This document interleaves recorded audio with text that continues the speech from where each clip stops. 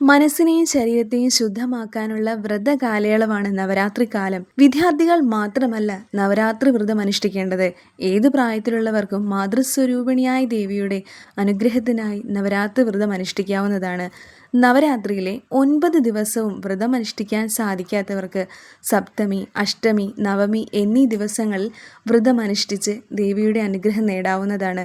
ചന്ദ്രദശ, ചൊവ്വാദശ, ശുക്രദശ എന്നീ ദോഷപരിഹാരത്തിന് നവരാത്രി വ്രതം അനുഷ്ഠിക്കാവുന്നതാണ്. വ്രതം അനുഷ്ഠിക്കുന്നവർ മത്സ്യമാംസാദികൾ ഉപേക്ഷിച്ച് വാക്കും പ്രവൃത്തിയും ശുദ്ധീകരിക്കുക.